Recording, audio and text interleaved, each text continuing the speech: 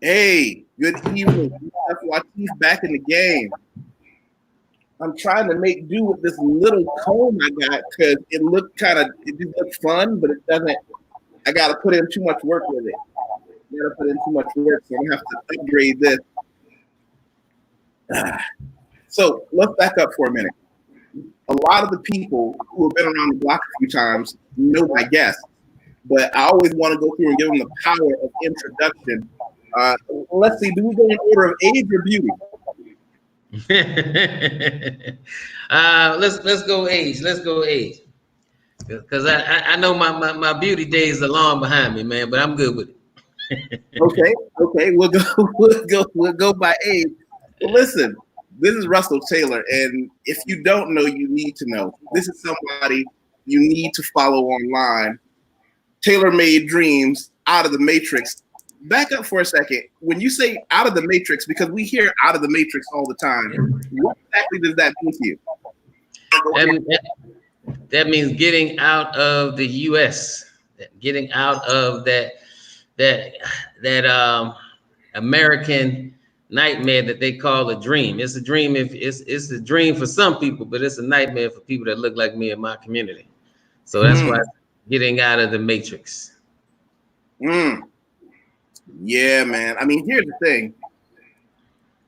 He disguises, let me tell you something. Russell tends to disguise a lot of his wisdom behind pictures of parties and videos. But to look at that time out of his own retirement, out of his own golden years of just hanging out on the beach, to distribute food to homeless people, to families in need. And he doesn't, he'll talk about it, but he doesn't really harp on it because he's noble like that. He's got a lot of different sides to him, and I want everybody to make it. He's also got a lot of echo on his microphone today. I don't know why that is. It's somebody that you need to check this guy out. He's got a lot of things that everybody can kind of benefit from. So here's what we're going to do. I'm also going to show you, we did something called Taylor Made Success once. We did a video together, and I'm going to show everybody that just so they can get a chance to take a look where you really went in depth into the things that got you where you are and how you became the man that you are. Because over here, we talk about a lot of things in the channel, social issues and world travel, but I'm privileged to have a group of friends that have such a broad and diverse life experience that whenever one of you comes on, especially with these one-on-one chats, you don't just talk about how good you have it. You share the wisdom that you've gained along the way. And I want to let you know I appreciate that. I think a lot of people do, but I wanted you to hear that from me. Thank you. Thank you, brother. Appreciate you. But it's reciprocated, believe me. I just looked at your page, Taylor Made Dreams. I like that name. I don't remember the Russell. Is that what you said? But Taylor Made Dreams, I just like that, man. Yeah, estás viviendo en Puerto Plata. Yeah, I'm in Puerto Plata, Dominican Republic. Yeah, I did some volunteer work down there like 4 years ago, man. It was very, very enlightening. That's the video that everybody should go back and take a look at. Taylor Made Success. Here on my channel, just search it, Taylor Made Success. Now, let's move on to brother Ed, the notorious Ed Lattimore. I'm just a regular guy on the internet, man. Well, listen, Ed is like that neighbor across the hall that's always good to drop by and listen to something and just talk about whatever, and it doesn't even need to be anything important. I can call Ed and say, "Hey, you doing anything?" It's like, "I'm hanging out." Let's go online and talk about something because Ed has had a journey in life. Well, let's start here. I tell the same joke over and over again. By the way, thank you for BK from the Rock. I'm happy. You know what, Yusef, man? I'm happy that you recognize that because I wasn't going to say nothing. I was just going to keep being a good sport, but now he can make a joke about you making the same joke. Okay, so I make the same joke all the time. And by the way, this is what you need to follow. Ed Lattimore has this Twitter page that is It's pretty out of this world. And I tell people the same joke. Ed is the reason that I have a keyboard condom. Okay? I have a keyboard condom because if you watch his Twitter during the course of your day, it'll be something that's interesting. But then he'll hit something so funny about his understanding of crack cocaine that you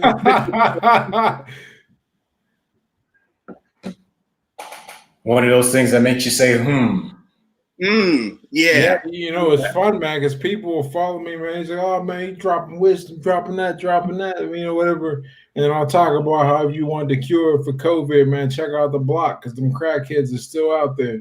And they'll tell you exactly what's going on. And Ed and I sat back one day because Ed is an international man as well. And we talked about the cost of living in Brazil. And that was something that I get a lot of emails from to this day because he asked a lot of the right questions. And for a lot of people who know, one of the things on this channel we talk about is world travel. This is where he popped in. So let me back up. Now we got some people that are okay. That were a little late to the party. That's all right. Brother Craig.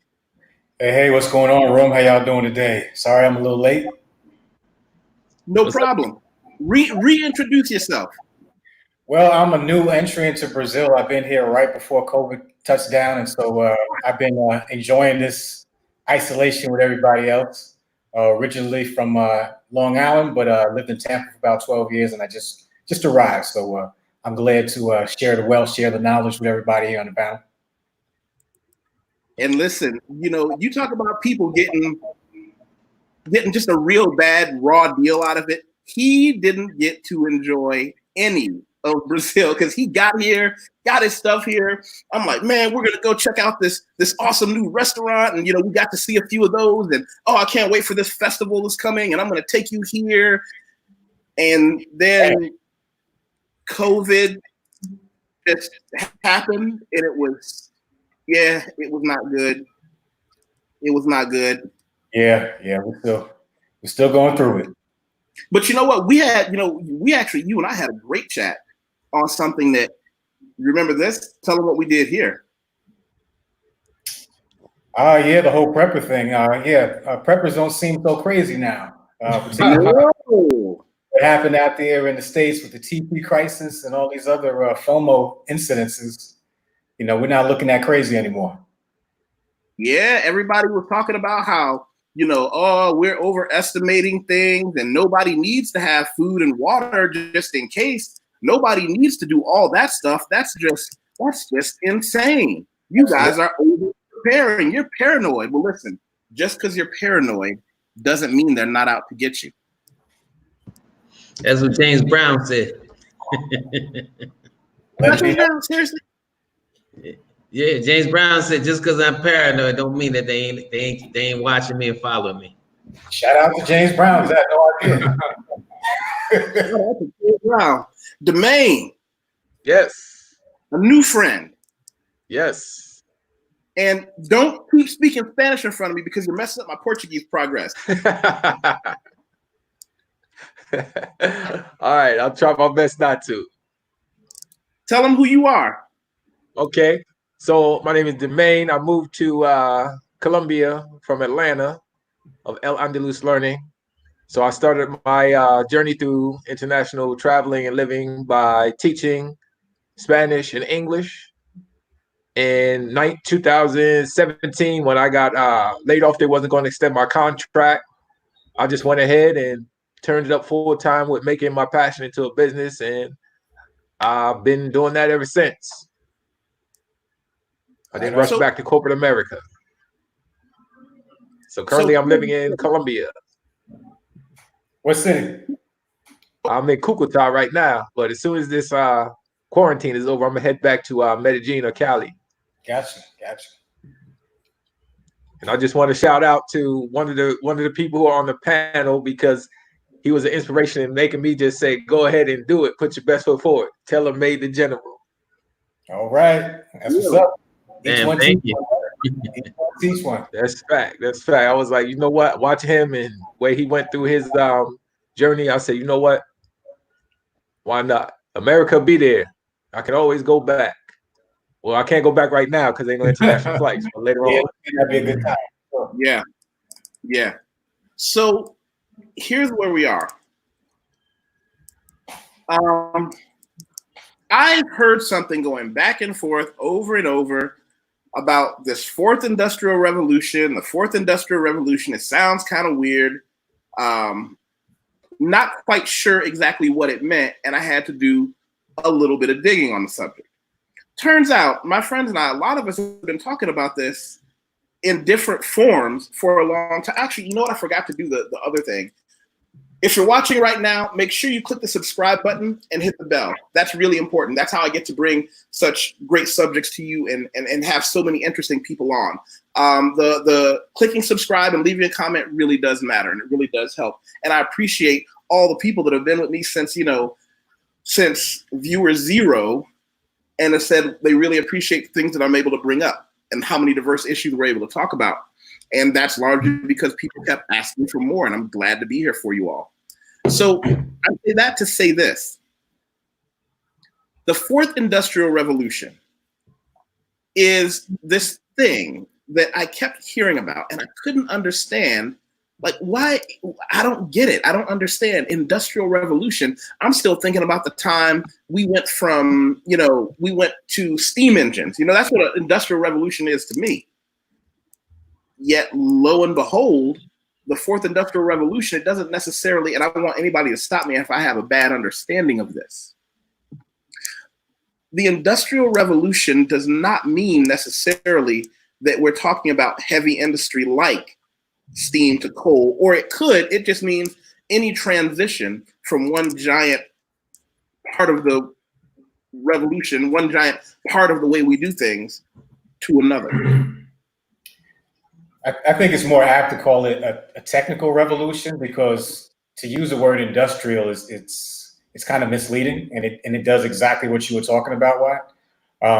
People use it because it's a term that people understand, and then when you say industrial revolution, they have an image in mind. So to use that term is something that people understand, but I would be more apt to probably use technological revolution, because that's what it's about. It's industry. So industry will be affected, but it's all technological in its advancements.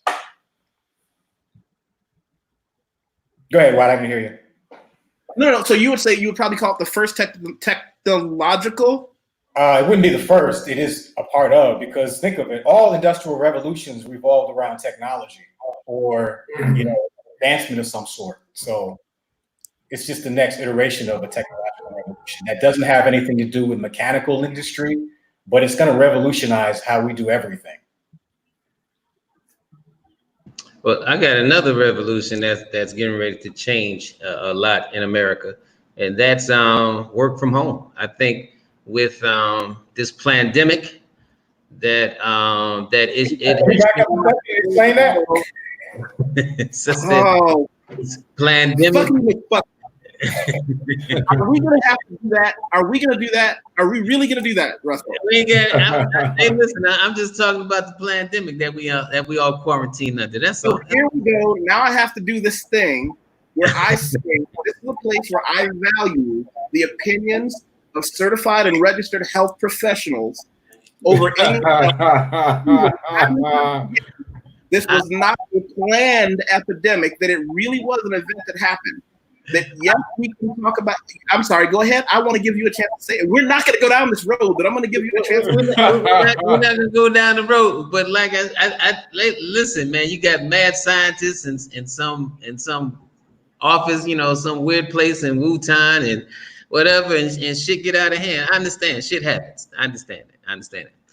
But my point was, since this pandemic, that a lot of industries now seeing that they can actually be productive and offer stay-at-home positions, meaning that they can, not, rent out these huge, expensive offices, buy a bunch of desks and computers and everything, that they can actually still be a viable business, still have productivity, but keeping their people at home instead of everybody coming into the office. Because right now, I know if I was renting, 8 floors, and I got, 8 floors now, people at home, Why the hell am I renting the 8 floors when I'm still getting the same work? You know, so I think this is creating an opportunity for those who are looking so that they can also be able to live their best life, like all you gentlemen living in Brazil, living in Colombia, living in DR. That I think this has really opened up a great opportunity for people, like I said, under this pandemic. So I really do. So let me back up for a second. We just got some bad news in the forum. Brother David, a dear friend, just got his layoff papers. Sorry to hear that, brother. So am I. But it's time for. But listen, layoff can be an opportunity. Layoff can be an opportunity. It's how you look at it. It's how you look at it. It really is. I feel bad for the brother. I've been there, but with every bad thing that happened, especially with me financially, it just put me into a whole different space and gave me more opportunity. Well, So speaking about the revolution and whatnot, or the new iteration of it, it depends on what industry. Would David be able to say what type of industry he was in? Because that could be trend behavior for what's to come, to be honest with you.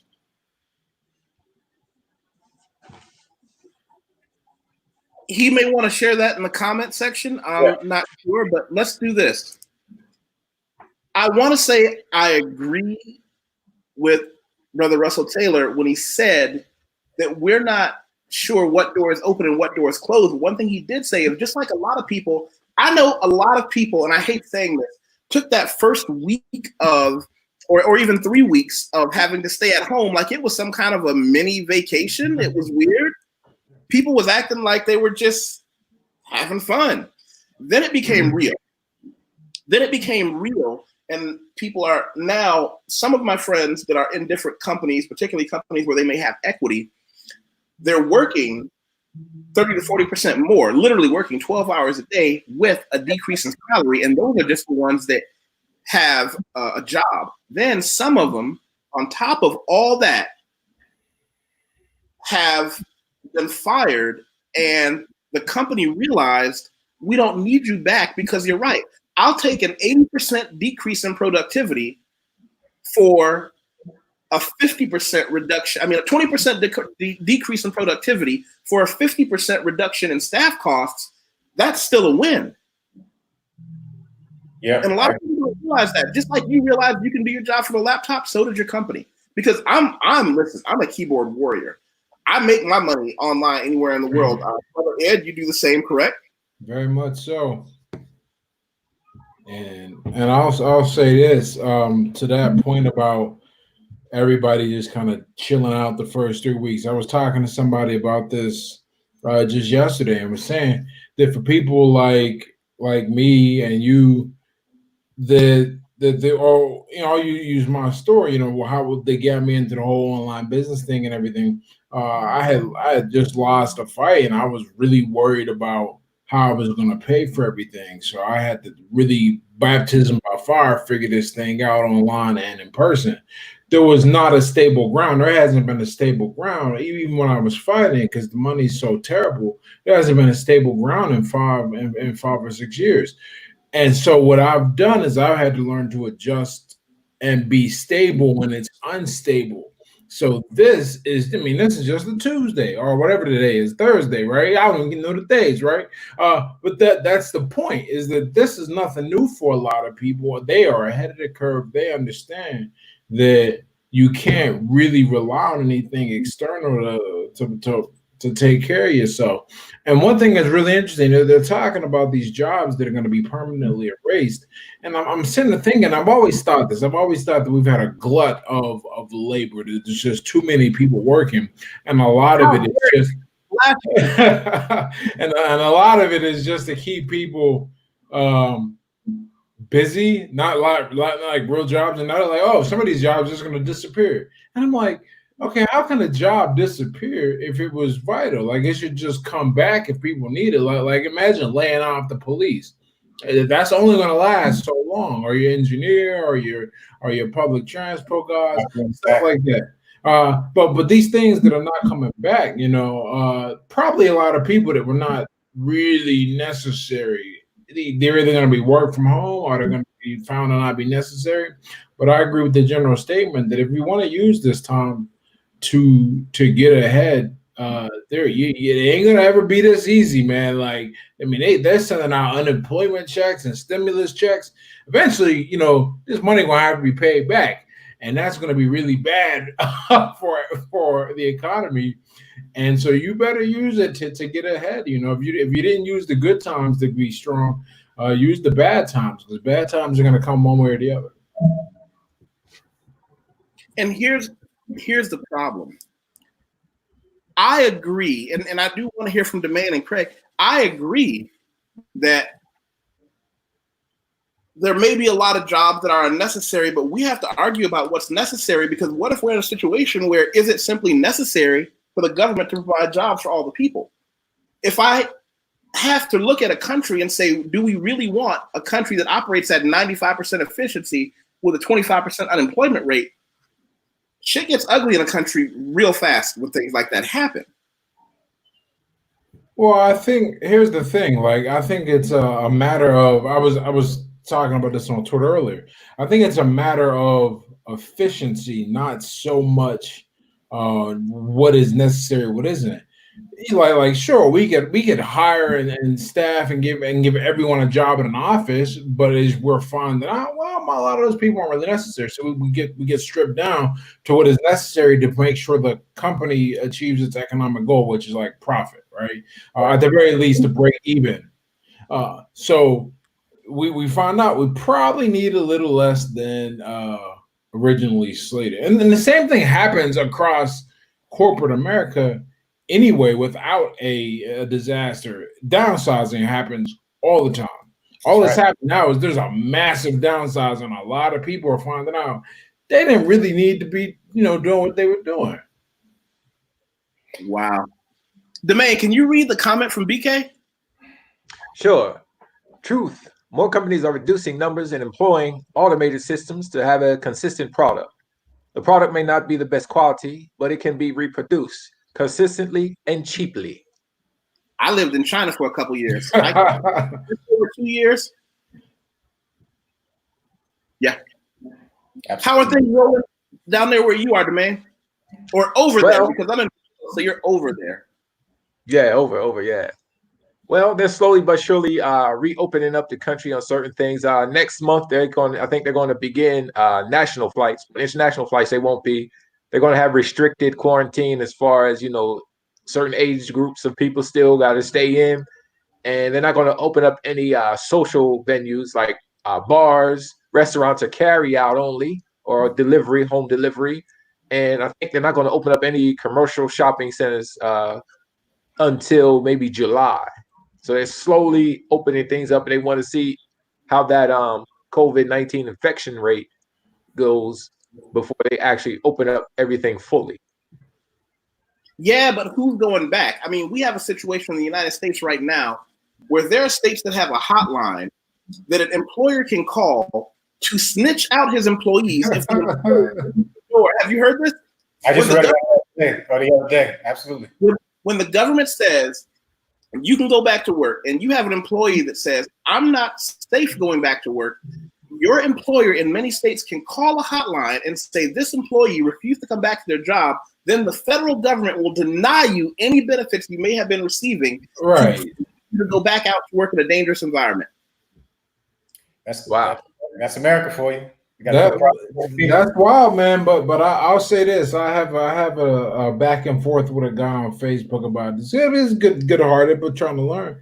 And one of the things people forget is that there's an optimum point. Like, you can't have both, right? You can't have total safety. You can't have total what's the word I want? An up and running full economy. So you have to meet in the middle, and there's already an acceptable risk we kind of take for exposure to other things. And when you look at everything we know about this disease, if and when the decision is made state by state or country by country, it seems to be just an American thing, so state by state, then you really get to ask yourself, like, okay, if we're saying that if only a certain number of people are dying, roughly the same number that would die if they caught a bad case of the flu, and we're sending everyone back to work, at what point do we go, okay, you're just trying to milk this thing and not get back out there and work. And that's a big problem because what the benefits combine, because a lot of people are getting unemployment who would never have gotten unemployment because of the way they're paid.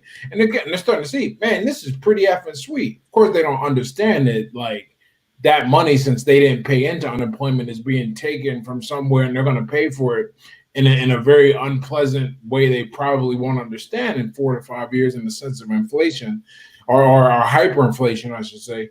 But like, yo, I mean, at some point, let's do something real quick. Two things. One, you got some of that 1980s Reaganomics vibe going, you know, because if I give 100 people a government benefit check and 2 of them are actually cheating the system, we got to just throw the whole baby out. Yeah, but we're not talking about 2. We're talking about unemployment that's being filed. 30 million people in the country, 1/10 of the population.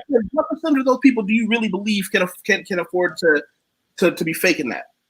And you're humble. If we're looking at it, I'll take a guess. If the average income is like 40-something grand, we're looking at 1/10 of the working population. I mean, probably 6 million of them, 5 to 6 million, realistically speaking. So percentage-wise, we're looking at 12%. 12-ish, 10, 12. Yeah, I think you're aiming high, but let me go a little bit. Well, let's go lower. Let's go 4%. If 4% of people are in the system taking money that they did not pay into, right? So it's effectively a handout. We still have to come up with that money eventually. Like that is not like there's no lean on it either way. Whatever money is paid out, if you didn't pay into it, it's not like welfare, it's unemployment. You got to pay into that. Well, eventually you get it's like Social Security. Why is Social Security running out? More people are taking than paid into it. Yeah, but you got also hold on, Ed, you got a message for BK. We're gonna go to Russell and one. Actually, we're gonna go to Craig, but Ed, you got a message. Oh no, I said that's a good point. Yeah. And eventually they will lay off cops. Yeah, I agree with that, especially if you militarize the ones that are already present. You don't need that many people to storm a block if you got a tank. Well, we might have to do a private Patreon discussion on this with the shooting that just happened. I'll tell you why the United States police. Which one? Wasn't there another one that just happened recently? Yeah, you know what? There's some things that I want to say that I might need to say privately on Patreon, so we may have to do that later. But here's the thing. America has guns. And one of the things you learn traveling the world is even if you have an equal number of violent people, the fact that Americans just, and as a former gun owner in the United States who had a private carry license in the United States, I can tell you, you don't realize just how violent America is until you're not in a situation where people just shoot each other. It really, don't get me wrong, violence everywhere in the world. Guys get beat up, people get killed. But guns magnify everything. In any case, that was his reply to at Ed, you can lay off police, think of Asia. Yeah.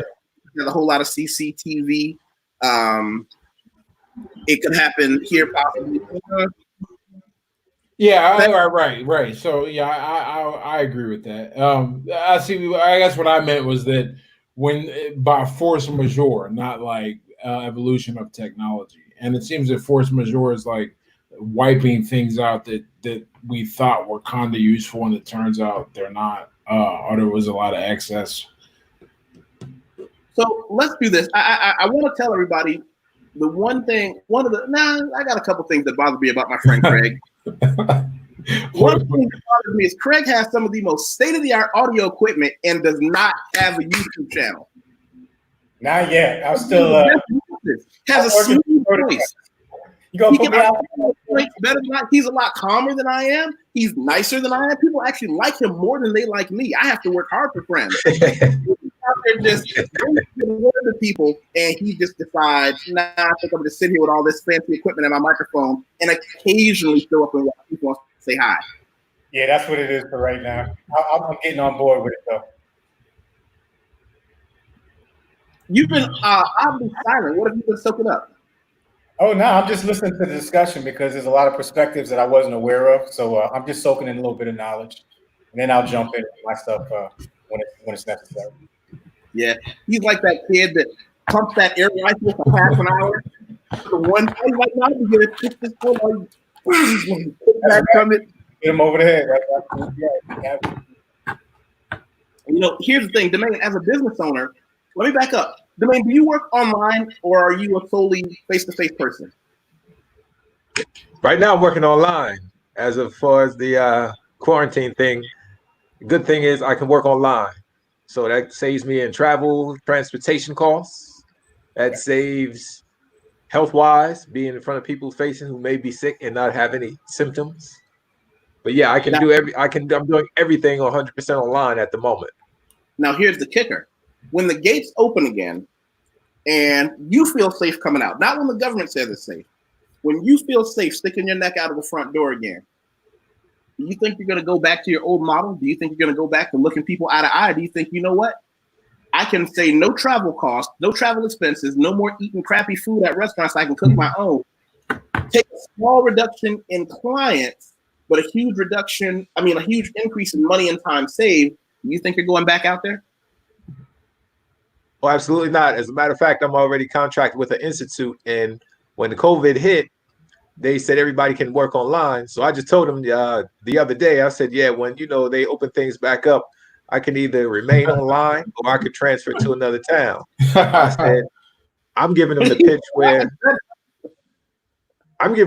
listen, they're getting the same quality education online. So what's the point? And that's going to be the big question here moving forward is what's the point? I mean, the way people do business nowadays is going to change immensely because you don't have to have that face-to-face contact, breathing each other's foul air and stuff like that. You can do things remotely now. So it just makes too much sense. I have a group of clients that all come from the same company that I do some coaching on public speaking. Matter of fact, for people who don't know, and this is something I talk about a lot, for people who don't know what I do, I'm not a YouTuber. YouTube is fun. Patreon is fun, but I do editing, copy editing, proofreading. Great at it too. Wait a second. Say that again. I said you're great at it. That's because I edit Ed Lattimore's writings and books for him, ladies and gentlemen. This is an unsolicited unsolicited. That's super letters, man. So, yeah. So this is what I tell people that I do, and what I want everybody to do when they get a chance is to always, always, always catch me on LinkedIn. That's my professional handle. If you want to catch me there, my name Yusuf Wati from the same person. I tell everybody to skip the resume. The resume is fun. The resume is fine. Go all the way down, and this is something you got to do for me too, Ed. Go all the way down to the part where it's labeled recommendations. See, recommendations are where other professionals tell you, yeah, Watif is who he claims to be. Yeah, he's worth the money. From different cultures and different backgrounds and different companies and different places, they'll tell you, I'm legit. And this is where I earn my clients. Let's say, I think we got a first-time comment from Claire Denholm in the awesome Niagara Falls, New York. Listen, though I don't know about the technical stuff, but people need to get out and see people and meet people. I can't wait, and shopping online for clothes sucks. I hate it. Yeah. Shopping online for clothes is, it's. Isn't that where you're from? What?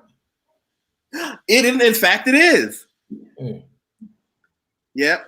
So, shopping online sucks, and shopping online in Niagara Falls probably sucks even worse, even though summer is coming up, and that's going to be awful because that summer heat and humidity and not being able to leave the house. I predict a lot of people will get punched in the face this summer in Niagara Falls. A lot of people will get punched in the face. What did BK say? He says, life will change. For example, companies are finding out how cheap it is to not have to pay for commercial real estate. Excuse me. No paying for commercial rent and fees. Yeah, that's what you've been saying. So now, in this fourth industrial revolution, the revolution will go from the physical world to the majority of people who has that echo.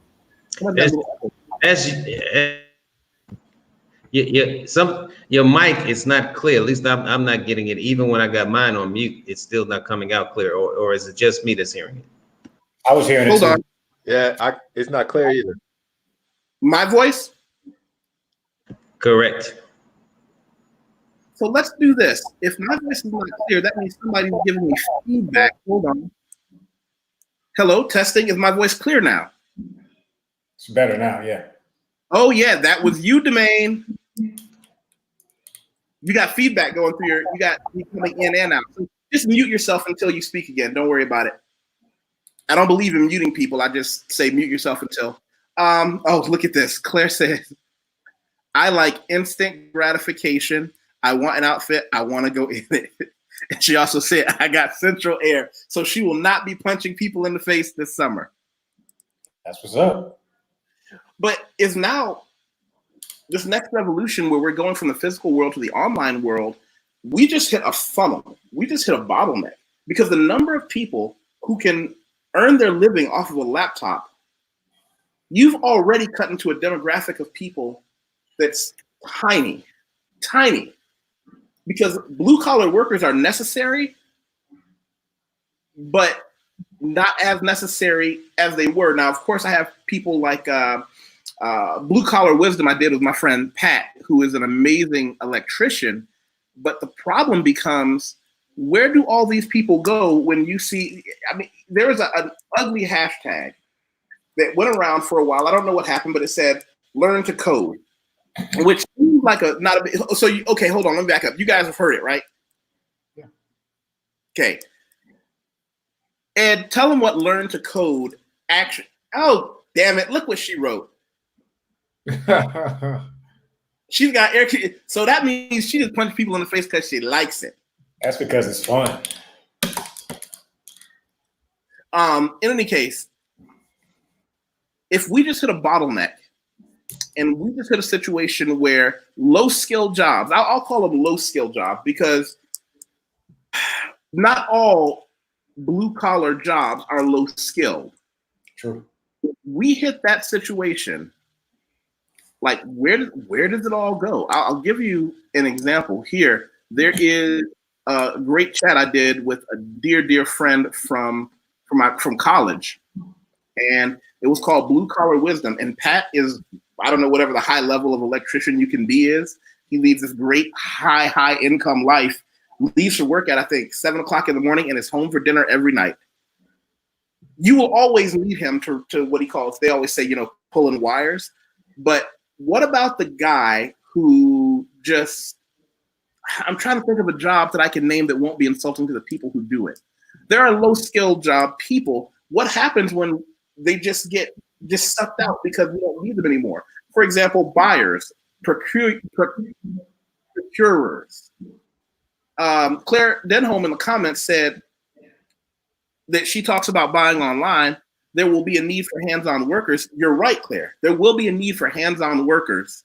The problem is you won't need as many, especially when we've got factories by the largest manufacturers who have said, listen, we'll just hire a small number of people who need a job and work them 12 hours to death. And I don't even want to call one of them out. Every major shipper that's shipping the clothes that I buy, when I buy tank tops, what I'll usually do if I'm online and I see some cool tank top online, I'll go find the manufacturer and I'll buy like 10, one in every different color. The guy that put that in a box probably had like a minute and 30 seconds to put it in a box, tape it up, slap my address on it, and nail it. He's going to get an even worse job because now they're going to get to the point where we may even cut out the interfaces where we have a robot that just knows blue, red, green, purple shirts are here. They're divided by size. Slap it into a box, zip it closed. Maybe now there's just one guy to write my name and address, bang, and let it go. Where are we with this? Well, you know, we have. I'm sorry. Go ahead, sir. No, go ahead, bro. Yeah, you know, we have historical context for exactly what you're talking about. When you look at steps 1 and 2, I think steps 2 was the automation, or it might have been 3 even. So if you take a look at the airline industry, I mean, not the airline, the car automotive industry, that was being phased out because of the robots that were taking over the manual labor jobs. And so a lot of those people had to make options. They either fell to the wayside or they got a new skill set. And so you're going to see the same thing happening here. So for those careers that are more blue collared in nature, they're going to either have to diversify their skill set and do something else, or they're going to fall to the wayside, just like coal miners, just like the everyday, you know, I'm on the line for 12, 14 hours a day. Those jobs are going. So you have to diversify with the times, change with the times, or you're just going to fall behind. And to just piggyback on Mr. Washington, You know, a lot of blue collar jobs are not low paid wages. You know, call the AC, call the HVAC guy, and or the plumber or the electrician. Absolutely. These guys are making serious bread because as much as they charge me for you know the houses I rent out, I'm like shit. I need to go in a different business. So you know, and I think it forces people to you know do some do some self introspection and say, listen, I have to change the way I do things. You know, you must, you know, you have to change how you do things. At least I think every 10 years. You know I went through a metamorphosis of careers and just changing up things because the world does not stay the same. Muhammad Ali said, if you think the same way at 20, I mean, the same way, if you think the same way at 50, you did at 20, you just wasted 30 years of your life. So That's right. you have to change. You know, you have to change. You know, when I didn't go back to school till I was in my late 30s and get my degrees. I had a military career. I had a career as a hairstylist and makeup artist. Had a career as a private investigator. I mean, I've had a lot of careers, and I changed according to the times, man. To you know, as well as moving and changing location. Too many people are getting comfortable. That's why you know I encourage everybody, especially younger people, 35 and under, find a job you can do with a laptop. That's what I tell them to do. Find a career that you can do with a laptop.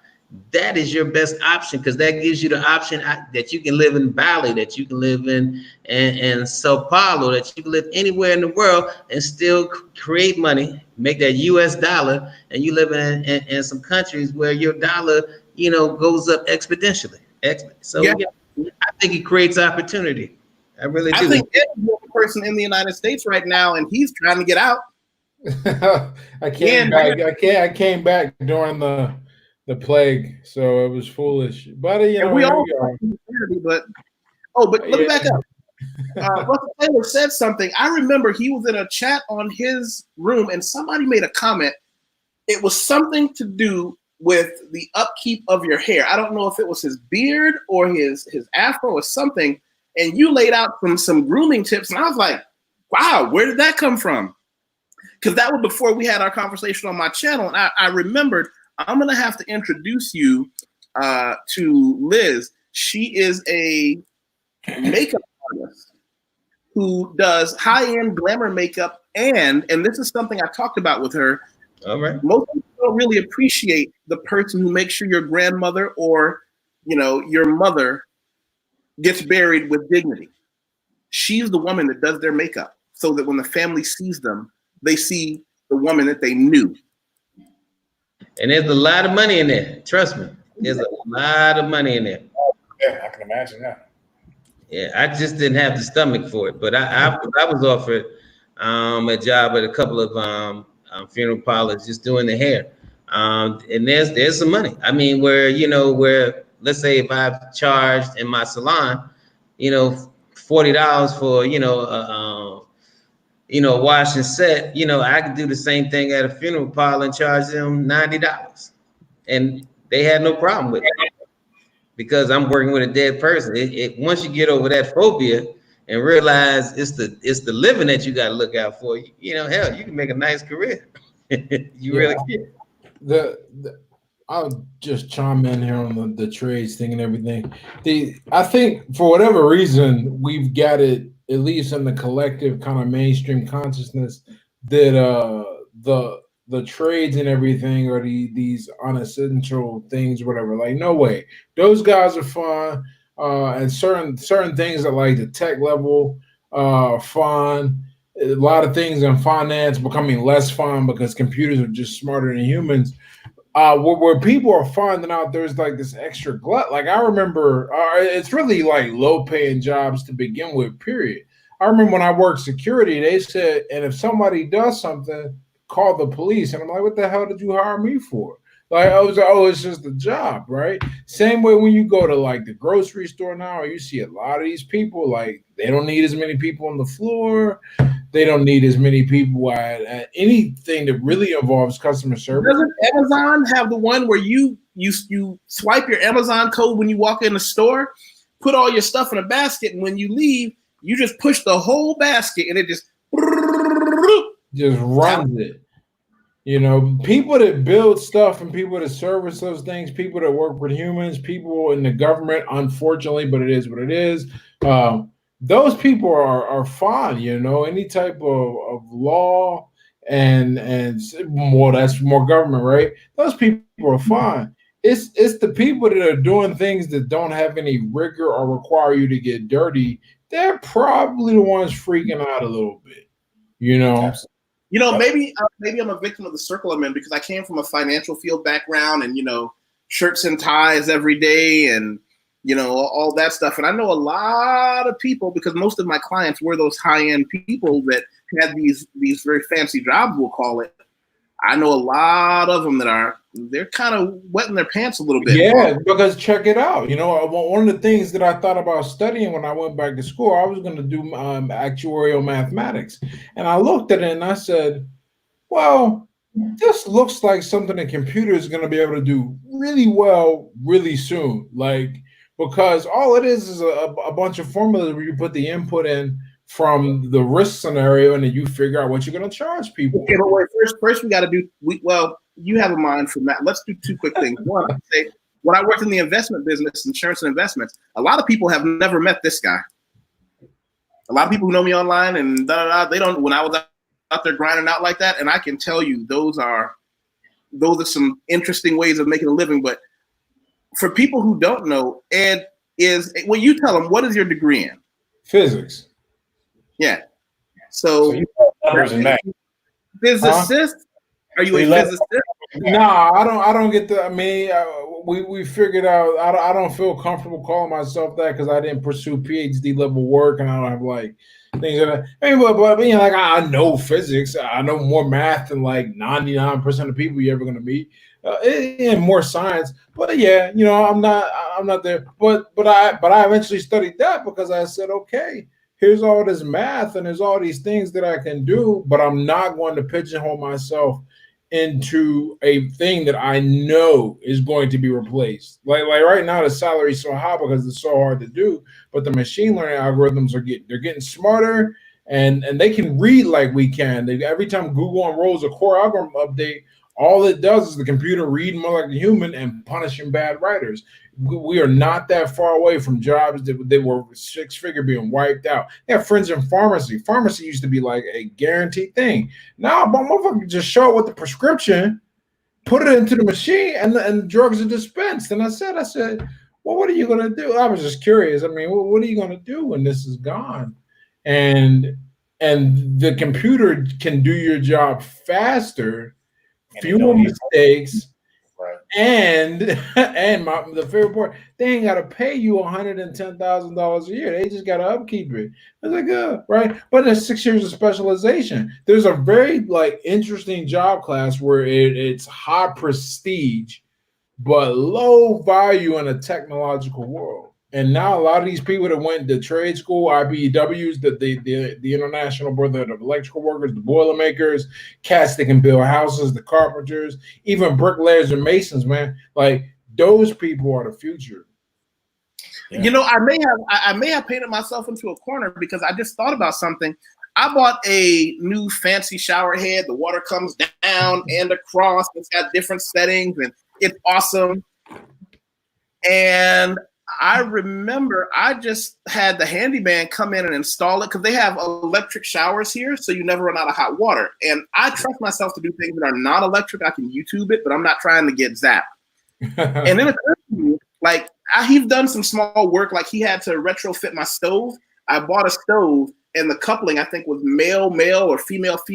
He came, cut it, brazed a new head on it, showed me there was no air bubbles. He put some soap in his hand and dripped it over there and said, look, you see no air bubbles to make sure the weld was solid, reconnected it. It just occurred to me, he makes like, after he charged me, and I asked some of my friends, I said, is this dude overcharged me? And they said, no. He makes $50 an hour. Incredible. And then how many customers does he have per day? He wasn't with me for 30 minutes.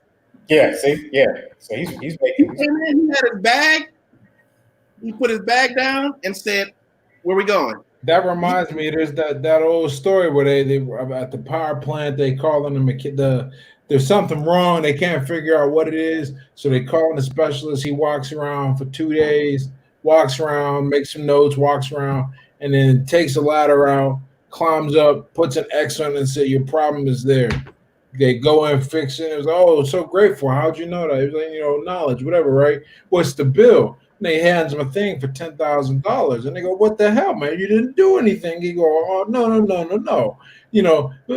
990, the $1 for that ladder for me to get up there, the 999,000. Well, that is for the knowledge, so I can go look at that and tell you exactly what you need to do. Know your worth, absolutely. You know what? I actually, Andre, an apology. He was sitting backstage. You don't get a notification when somebody pops on, and this is a brother that I've been having a great couple conversations with. Let's back up for a second. Tell them who you are. Andre from Love Crossing Borders, and we have a YouTube channel in regards to international living. I live currently in Cali, Colombia with my wife, and we assist individuals in falling in love crossing borders or falling in love with the borders that they cross. So that's what our channel and our brand basically focuses on, whether it be assisting individuals with relocating to another country or looking for employment opportunities online. So they'll be able, like you guys were just saying, so they'll be able to relocate to another country. For example, one of the things that I never told Russell this, when he first started his channel, one of the statements that he made was one of the best things that America has ever done for a black man, and not bringing race into this, was gave him a passport, the U.S. citizenship, and the American dollar. And I never forgot that, brother. And the reason why, when you said that was my aha moment to start really taking my career, because I was a college reporter for 20 years. That statement, I was kind of dabbling in technology and moving on my career online. But when you made that statement, it really opened up doors. I had just got my passport renewed, and I was like, this brother was right. And I began the process after that to taking my life online and being able to travel wherever I wanted to in the world. So thank you for that, brother. Thank you for that statement that you made. Thank you. Yeah, he's been responsible for a lot of people, making that. Oh yeah. Without burying the lead, you and I had a very unique conversation, right?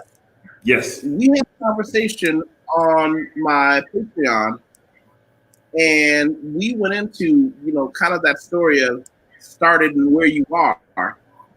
I want everybody, if at all possible, to be able to come back, and I'm going to post this later to show everybody, where we started and where we started and talking and all that and stuff. It was just we had a conversation that really hit home, and to see your ability to move forward no matter what, my goodness, you're a real inspiration. But like I said, I apologize for making you sit back. Tell them what you're apologizing for. Let these guys know what you're apologizing for. I had you sitting back there because, like I said, they don't give you any kind of notification that somebody is waiting for you. So that's what they hear. How much did you get to see? I heard about it's been on for about an hour. I heard about a good 45 minutes of you guys' conversation. I've just been sitting here waiting in the background, eating my curd away. Did you call me? I actually text you, but I understand, you kind of focused on everything. So I can understand that. You guys made some valid points. Me coming from Detroit and seeing the technological age take place from you and I think I was talking to Ace yesterday, or David yesterday of Travel Explorer Click, and we were talking about how when I was coming up in Detroit, you could see the metamorphosis from the hands-on to robotics. And I caught on early, and I was like, because when I was a kid, you went to high school, you turned 18, you worked for Chrysler, Ford, or GM because your uncle or your granddaddy worked there. You made $25 an hour, you joined the union, and then all of a sudden NAFTA happened. And so that's when the government realized, why should we pay these unions, and why should we pay corporations realized, why should we pay $25 an hour to an 18-year-old when we can ship that same ability down to Mexico and pay the Mexican brother $5 an hour to do the exact same thing. And that's when outsourcing began, and that's when so you got outsourcing taking place at the same time the robotic age is taking place. And the one thing that I can say that I see that's going on, and maybe you guys can attest to this, that I'm seeing going on that took place during that time period in Detroit, disbelief of the shift. The Detroit workers couldn't grasp the fact that in 5-10 years there won't be any more unions. They couldn't grasp the way that it is when I was coming up. They couldn't grasp the fact that robots would come and take they thought it was like 30 years down the line, 50 years down the line, some George Jetson type of thing. But it was actually taking place, and that's what I'm seeing now. So many people are not going back for education. They aren't going back to redefine themselves. Like once I heard what Taylor Made mentioned, that helped me to redefine myself. And that's why I'm here in Colombia right now, because of his statement, and then what I was already reading about and seeing in regards to taking life online. But the problem that I'm seeing with so many people, and maybe you guys can attest to this, a lot of individuals are in that still disbelief phase of it's still going to be just man working alongside with robots, and it may be a few jobs online, but I don't have to change. Are you guys noticing that too? That people are still in that phase of it's going to go back to the way it was, and not realizing those days are over, just like we had to realize in Detroit. And that's why history is such a great contextual tool, because we've seen this before, like you were talking about from Detroit. There are some people that have just been lulled into a sense of security by thinking that everything's going to be exactly the way it was, and they're not paying attention and looking at the signs that things are changing. And hopefully people wake up. But if history is an indicator, it's going to be just like it was when the first industrial revolution happened, when the second iteration happened. There was that group of people that just got left blindsided because they didn't recognize the signs. I know when the auto industry was changing, a lot of those people had opportunities given by the companies to switch careers. I think healthcare and nursing was the big one. And some of them refused to do it because they could not conceptualize a life without being able to have that big company factory job for 20 years, retire, and then continue on. Yeah, but a lot of that is, and like I said, man, I don't want to make this racial, but it's that white supremacy thinking. It is, this is how it's supposed to be, that we are better than everybody else. I mean, it's honestly, that's what's driving this. It's showing the 13 or 14% of the Black population that's driving that mindset or that trend set. It is people who feel like, I am entitled to, X, Y, and Z, just like those coal mining people. These people exactly. are getting screwed by the very people they vote for. So they are actually, you're actually voting against your best interest. That's what I don't understand, because they're making you false promises that they're not going to keep them. Coal mining jobs are not going to come back, and they're still voting against their best interest. Why? Because if it benefits this other race, then something, I don't want it. Like Chris Rock said, I went to a Chris Rock show before, and I'm sure you have seen it on YouTube or something. Chris Rock said, right now, he says, right now, none of you white people would ever switch places with me, and I'm rich. He said, and I'm rich. He said, not one of you will ever switch places with me, because as long as the lowest form of white person think they are better than Oprah Winfrey, then I'm telling you, that's all they want. That's all they need. So it's that entitlement mindset. It has nothing to do with us. But every time they put out an entitlement, they want to put a black face on it. They talked about welfare. Guess what? White women are the highest number of women on welfare. Absolutely correct. Make it a black thing. You know, they always do this. It's the same propaganda, and then white folks fall for it every time and vote against their best interests. So I'm at the point, you know, something like even now they're saying, all right, we'll open up. Let's open up America. But look where they're opening up in the red states where they got a large amount of black people. I tell my audience, listen, I agree with them, open up, but y'all keep your asses home. Keep your black asses home. Let them go out there, do whatever they're going to do, catch the virus, enjoy themselves. Let them have the party. Wait 30 or 60 days to enjoy yourself. Let them go out there. Absolutely. So for people who want to do deeper research on this, what he's referring to is something that we referred to in the United States. It's actually a political strategy called the Southern Strategy. And you can, there have been books written about it. It's a real thing that actually, that's right. In American politics, the Southern Strategy was a Republican Party electoral strategy to increase political support among white voters in the South by appealing to racism against African Americans. What does that mean? He convinced them that you don't want to vote for reform to help poor people because there are a lot of poor black people and you would be helping them, which effectively tells people, don't vote your wallet, vote your race. And as somebody who's dealt with sums of money, I can tell you, people vote their wallet and nothing else. I got a bounce, but before that, I just wanted to say I did not know there was an actual like name for that. I thought that was just like a thing that was real. Wow, I didn't know that. Yeah, that was coined by the Dixiecrats. They came up with the Dixiecrats. Absolutely correct. Okay, define that for people.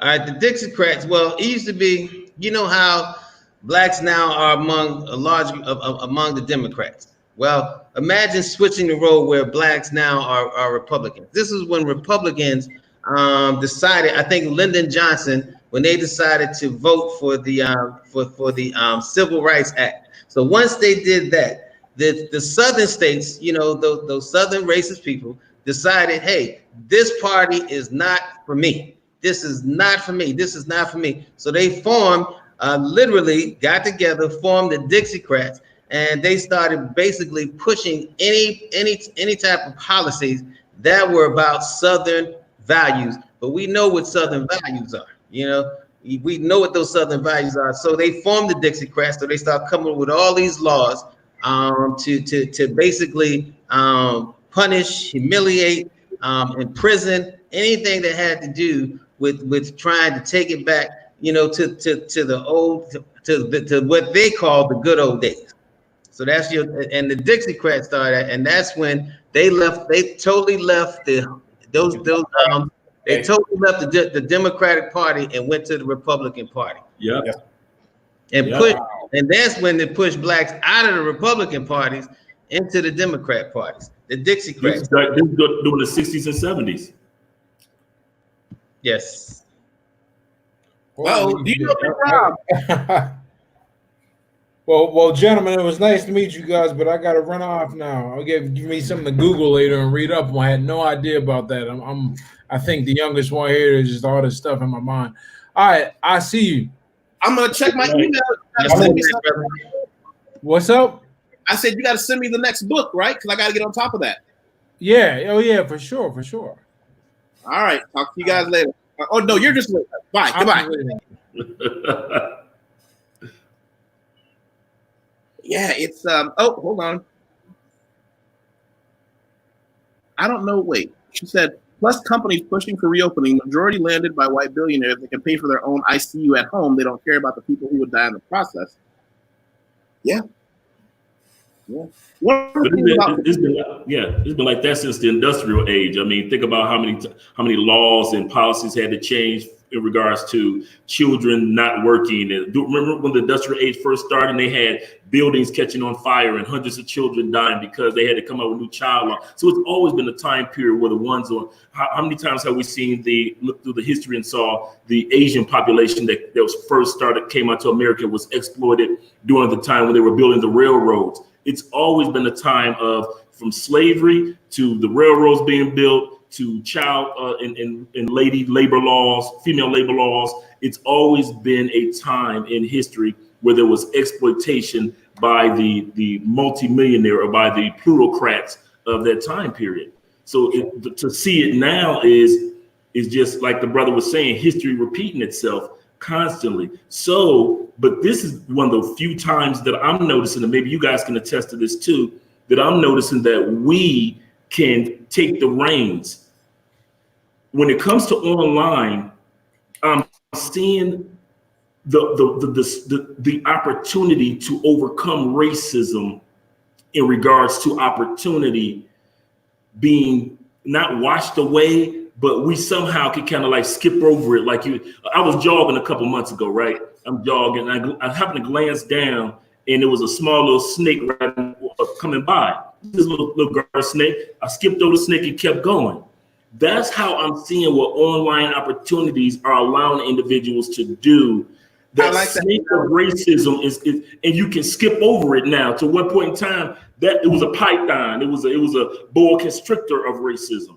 But now you don't even have to show your face on your YouTube channel if you don't want to, and you can just do a top 10 show of top 10 everything, and you can still make money. Or you can sell insurance online, and all they got to do is just plug in whatever it is. You can go to flipper.com. You can buy phone apps and all type of stuff that is just online based, where you don't have to interview with anybody. You don't have to sit back and like the main. All these people care about is, does he know English and can he teach it?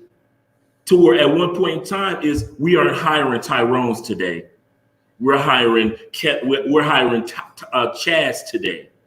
You don't have that's what I love about the online dynamic. It's starting to get in. You can go to your audience no matter who they are, and direct to consumer. Yeah. Wow. Here's one thing. I'm sorry, Ryan. Go ahead. Please, Craig. Yeah, there's one thing that I've noticed, like with technology and everything being on the internet, it's creating a tiered system where you have, on one hand, you have a digital divide where people who don't have access to the technology, they don't have Wi-Fi, they don't have a computer, what have you. But it's also what you were talking about, brother, you was talking about, it's a digital equalizer. Whereas race does not matter, class doesn't matter, color, creed, religion, none of that stuff matters now because digitization of everything or of the use of technology is making an equalizer for everybody else. So it's a digital divide as well as a digital equalizer.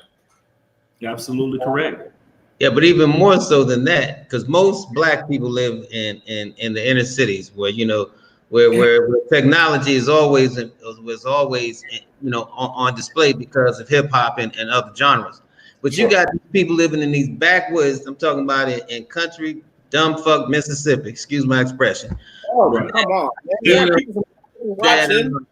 That you know, only word, you know, that's you know, chewing tobacco, doing all this other crazy, that the technology is out there, but they're not really using it because they're still trying to hold on to the way their great grandfather was doing it. Yeah. So I love technology being that. Thank you, Mr. Washington. I love technology being that great equalizer. I love technology giving us a voice, just like we four sitting in this chat tonight, being able to tell our stories our way. Because that's one of the things that made me start doing my YouTube channel, because I'm traveling, but I don't see nobody look like me telling the story and having my, you know, my experience, which was more important, because you've seen a lot of people out there doing it, but they don't share the same experience they weren't told the same lies that I was told. They didn't have the same prejudice that against me in the Matrix that you know, that they try to force on me to make me think that anywhere I go, that's going to be that same prejudice. So that's why I'm using my, you know, developing that YouTube channel to let people know the ice is colder. The ice is cooler in the DR. The ice is cooler in Panama. The ice is cooler, no, you know, in Brazil, and no matter where you travel. I mean, and it's a shame, but I mean, most of this history that you know, black people learn in America, 90% of it is bullshit. You said something that was really caught my attention. You said being able to tell your story your way as opposed to having it told for you. It's an opportunity that we've never had before now. The 21st century brought about that, us being able to tell our stories the way we want to tell them as opposed to having an entity tell our stories for us. And so that's a great point. I give you an example of that. And as Taylor was speaking, telling our story our way, in regards to the stimulus, for example, we've been currently doing stimulus for expats. We've been doing because nobody was talking about the stimulus package and what, you know, how expats can get their version of the money and things like that. A lot of channels that I've been following, they give facts, which are great facts, great information, but they aren't relaying the story of what's going on in the comment section. So they don't talk about the mother that's commenting and say, listen, Andre, I got 37 cents and I got 3 kids. What do I do? I'm waiting for this check. And so what I do is, as you were saying, we're telling our story our way. I tell that story. And I have portions of when I'm talking about the stimulus, I'm telling this is some bullshit.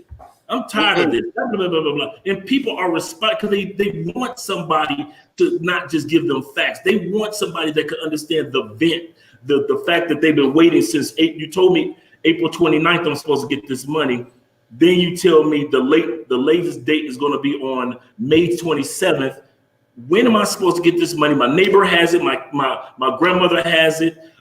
So what we try to do is tell the story and don't have to worry of when you have MSNBC telling the story from the white perspective, with a sprinkling with a few brothers.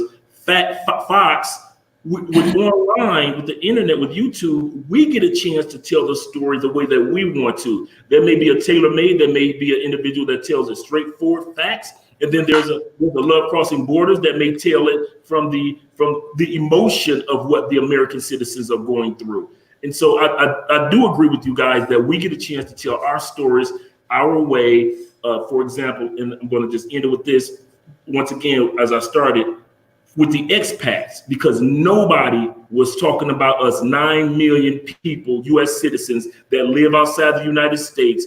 Nobody was putting videos out concerning how do we get our money? What's supposed to take place? What if I don't have an address in the United States? What do I need to do? How can you help me out? I get people that reach out to us from all over the place. And so I appreciate the fact that we're able to tell our stories our way, exactly how Taylor just said. There you go. Wow. Yeah, you might have to come by my place, Andre, and give us a quick down and dirty of if you're abroad, this is how you do it. To introduce some of my people to your channel and talk. Yeah, I know a lot of people who might need it. That. Yeah, so go ahead.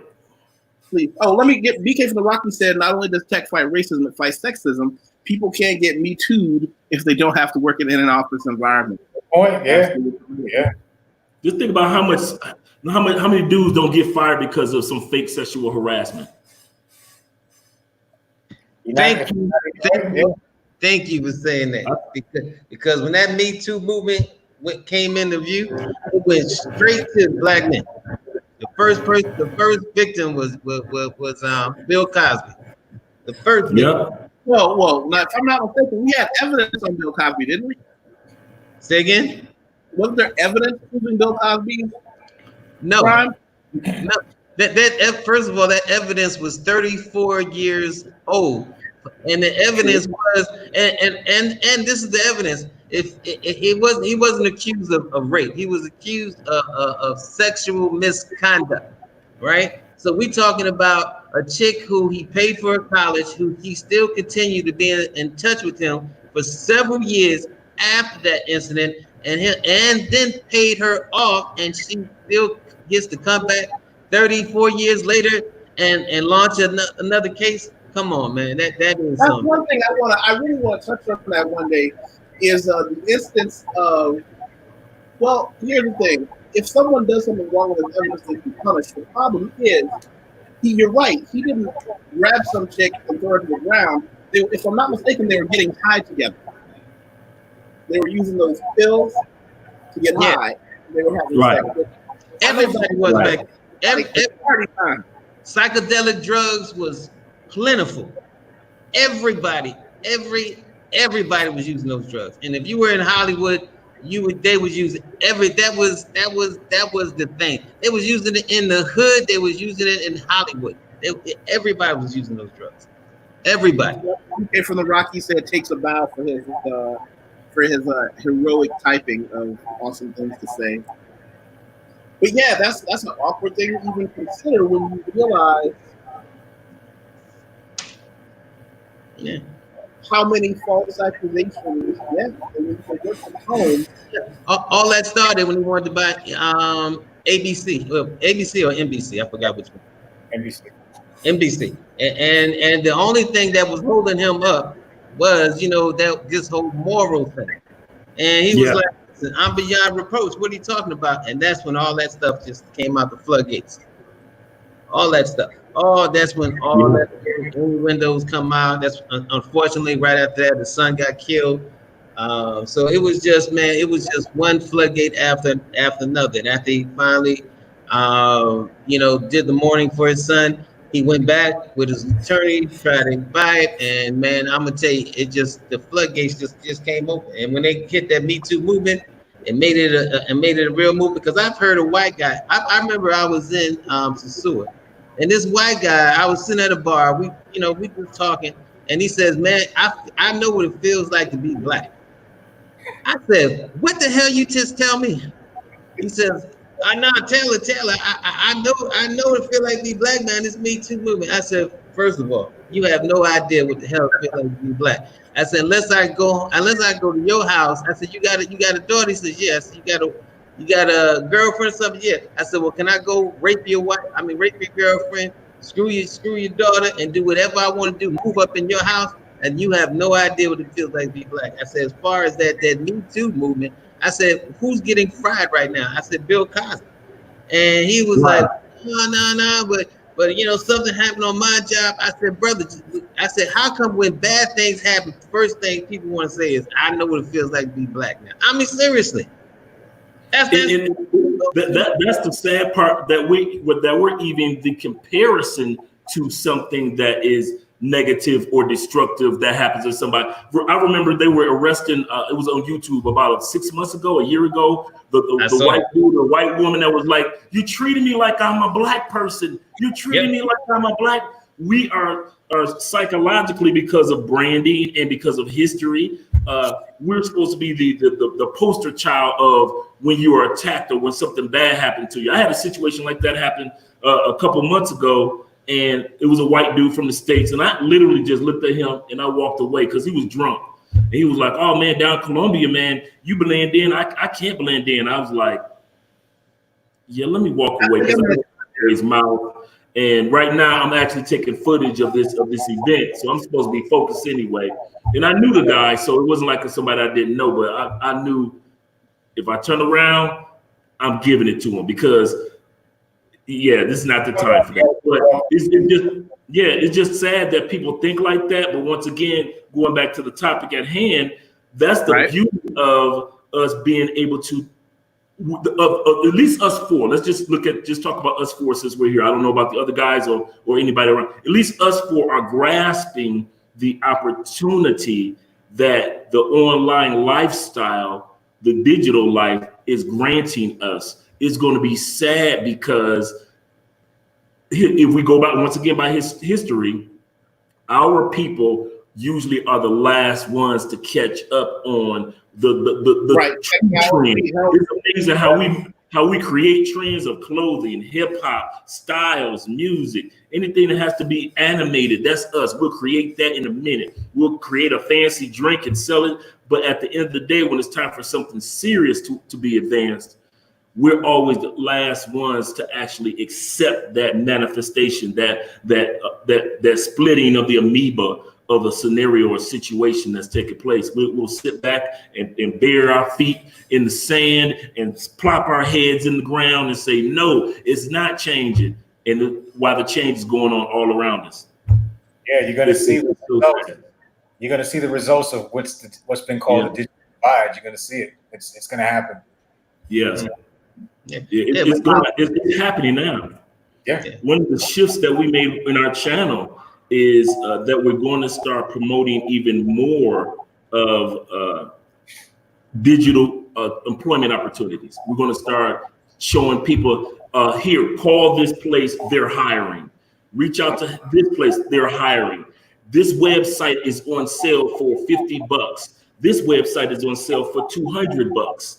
We're going to start really promoting, instead of just talking about the love side of love crossing borders, we're going to talk about falling in love with borders as much as well. So we're going to be doing a lot of top 10, best this, best that. For example, Portugal, great place for individuals to retire as a bang for your buck. So we're going to start talking about opportunities, because like I said, when Taylor made that statement, I'm sitting in my cubicle when he made this statement. I'm sitting there looking at my cubicle the next morning, I'm looking at the stream that he did the night before. And when he made that statement, I was like, and it didn't go over my head. It hovered over my head. And I never let it go. As you can tell, this is like 2 or 3 years ago, he said this, and it didn't disappear. I held on to it, and I brought that statement that you made about the black man, passport, and the US dollar and citizenship. And I said, I'm gonna bring that to life. And that's exactly what I do with my life. Took your statement and brought it to life. Seriously, man. Excellent. Thank you for listening, brother. Thank you. Thank you. Yeah, I caught that one. Hey, you the reason why we're doing Drink in Hand episode on Fridays. Well, you know, you and your wife, you know, I gotta get both y'all on the Friday nights. Right, that's right. We still come see you tomorrow anyway, so we're ready. She already ready. Oh yeah, do I get to come on a Friday night too? Everybody else gets the party. You can, but I'm gonna tell you now, Friday night is unfiltered. Yes, it is.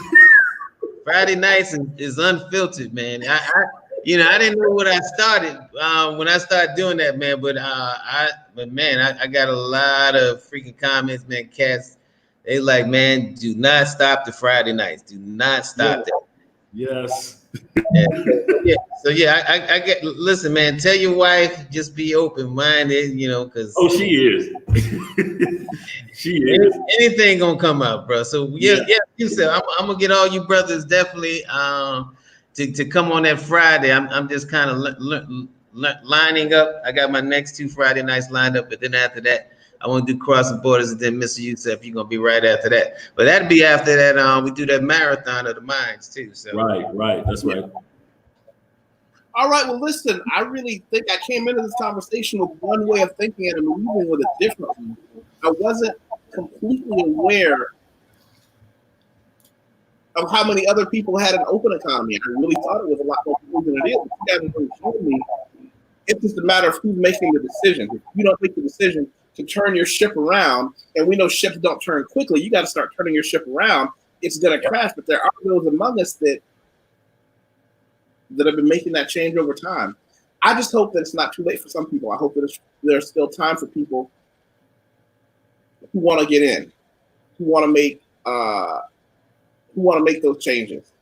It is, and you know what? This is the cool part of, and I'm so proud of us, man, as brothers. We are on the ground floor of the manifestation of what's going on. We are not the end. We're not the end caps. We're not the final frontier. We're the trailblazers right now. I would say, yes, a lot of dudes that go to DR because Taylor Made was one of the first brothers to kind of like put a footprint. You know how many brothers come to Cali, Colombia now? Everybody thought it was murder capital and now that we're here, we get maybe before coronavirus, we got at least 3 people coming to us to get a tour of Cali, Colombia every month. Awesome. That's another stream in economic because we focus on 8 income. But you know what's good too is seeing us, because seeing us living in another country. Because every time you think about people living overseas, it's white people. Honestly. But now it doesn't even like, you don't go, like when I meet you, Andre, or Yusef, or Brother Craig, it's not a, oh shit, let me get your number. It's cool, but it's not a new phenomenon anymore, and that's what I love. I love meeting and brother saying, well, I'm moving here, or I live in this country, or I live in that country. I'm from LA, Detroit, wherever, man. That is such a beautiful thing, brother. That is, oh my God, that's such a beautiful thing. I'm sorry to interrupt you, brother. I just wanted to get that in. No. Go ahead. You're absolutely correct, because it's one of those things that you sometimes it's become so second nature to you. You take it for granted because you're so used to living in your new dynamics. You're so used to communicating with other guys that travel the world or live on the other side of the world. But you don't realize this is nouveau in the Afro-American community. I'm about to say Afro-Colombia, but Afro-American community. And so it's great to see that it's still fresh. Guys still have questions. They still see us as examples, not saying anything special about us, but at least we know that we were blessed to be on the ground floor of the future dynamics. So when we sit back and see, and it's more people that are globalizing and realizing that it's a small world, we can sit back in 10 years and say, yeah, we were on the ground floor of that. And now people are buying. It's kind of funny. People are coming to TaylorMade location because they want to rent property from him. People are coming to us in Cali, Colombia because they want an Airbnb and they want a tour and they want a driver at the same time. People are going to other individuals. They're going to the Maine because they know they're going to Colombia and they need to get their Spanish up. So it's so cool to sit back and see that we're laying foundation, economic foundations online, that when everybody catches on, they're going to be coming to us for the good. Yeah, I feel bad right now. My cousin Rashida came up and I said hello to her. She's late to the party. Chris is late to the party. We were just about to wrap up. We all got some other things to take care of. Oh shit. You guys got to come back earlier when you get those notifications. And I hope everybody makes it a point to click the subscribe button so they get the notifications with the bell and all that good stuff. But I got to wrap it up. I got some things to take care of. Yeah, I got a lot of things to do right now too. All right. Thanks for everybody that stopped in. You know what? When we say goodbye to them, I want you guys to stay behind the screen. I got to tell you guys a couple of quick things. But for everybody watching from everywhere, be sure to share this on your Facebook, and please be sure to share this on your Twitter. All right. I hope everybody has a good night, and please be safe. That's the important part. Be safe. Yes. Peace. All right, guys.